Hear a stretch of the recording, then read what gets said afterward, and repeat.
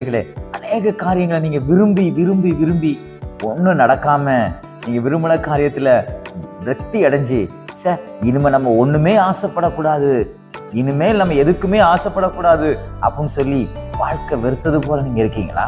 ஆண்டவராகிய இயேசு கிறிஸ்து இன்னைக்கு உங்க கூட பேசுகிறார். மத்திய எழுதின சுவிசேஷம் 15ஆம் அதிகாரத்துல ஒரு வசனத்தை நான் உங்களுக்காக வாசிக்கிறேன். 28வது வசனத்துல சொல்லப்பட்டிருக்கிறது, நீ விரும்புகிறபடியே உனக்கு ஆக கடவுள். ஆண்டவராய் இயேசு கிறிஸ்து ஸ்திரியை பார்த்து சொன்னது, தன்னுடைய மகள் பிசாசினால பாதிக்கப்பட்டு பிரச்சனையில இருக்கும் பொழுது இயேசு கிறிஸ்துவை சந்திக்க வர்றா. அவருடைய விருப்பம் என்னன்னா எப்படியாவது மக சுகமாகணும்னு. ஆனா இயேசு கிறிஸ்து பல காரியங்களை பேச பேச அவள் அவருடைய விருப்பத்துக்கு மேல ரொம்ப கவனமா இருந்தா. அவர் ஒவ்வொரு காரியமா சொல்றாரு, நாய்க்குட்டிக்கு எல்லாம் சொல்றா. சொன்னதுக்கு அப்புறமா தான் ஆண்டவராய் இயேசு கிறிஸ்து சொல்றாரு, நீ இவ்வளவு ஸ்ட்ராங்கா இருக்கிற, இதை போல ஒரு விசுவாசத்தை நான் எங்கேயுமே பார்க்கல. அதனால நீ விசுவாசித்தபடியே உனக்கு ஆக கடவுது.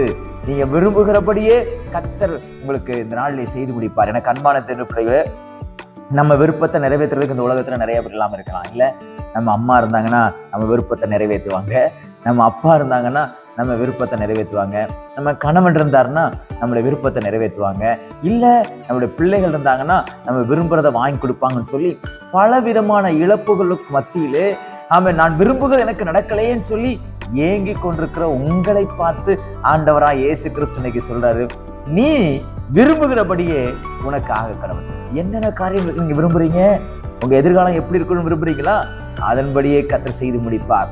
நீங்க உங்க படிப்பை குறிச்சு ஏதாவது காரியங்களை விரும்புறீங்களா, அதுல கர்த்தர் நீங்க விரும்புகிறபடியே செய்து முடிப்பார். உங்க வீட்டை குறிச்சு, உங்க வீட்டு கட்டுமான பணியை குறிச்சு, ஆசீர்வாதங்களை குறிச்சு விருப்பம் உங்க இருதயத்துக்குள்ள இருக்குல்ல, அந்த விருப்பத்தின்படியே கர்த்தர் உங்களுக்கு நிறைவேற்றி கொடுப்பார். நீங்க விசுவாசத்தோடு கேட்கிற ஒவ்வொரு விண்ணப்பங்களுக்கும் ஆண்டவராய் இயேசு கிறிஸ்து இந்த பதில தான் கொடுக்கிறாரு, நீ விரும்புகிறபடியே ஆக கடவுள். உன் விசுவாசம் பெருசு.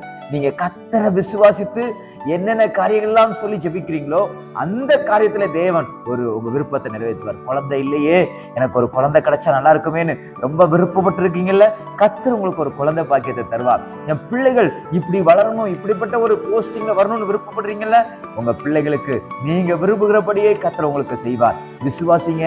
எப்படி இந்த தாயாருக்கு கர்த்தர் செய்தாரோ, அந்த சகோதரிக்கு கர்த்தர் செய்தாரோ, அதே போல உங்கள் மன விருப்பங்களை பரலோகத்தில் இருக்கிற தேவன் இந்த நாளில நிறைவேற்றுவார். உங்க வேலையை குறித்து இருக்கிற விருப்பம், எப்படிப்பட்ட வேலை எனக்கு வேணும், எப்படி சம்பளம் வேணும் நீங்க விரும்புறீங்கல்ல, அந்த விருப்பத்தின்படியே கர்த்தர் இன்னைக்கு உங்களுக்கு ஆக கடவுள் என்று சொல்கிறார். இந்த நாள் தேவனிடத்திலிருந்து உங்கள் விருப்பங்களை பெற்றுக்கொள்கிற நாளாக தேவன் மாற்றி கொடுப்பாராக.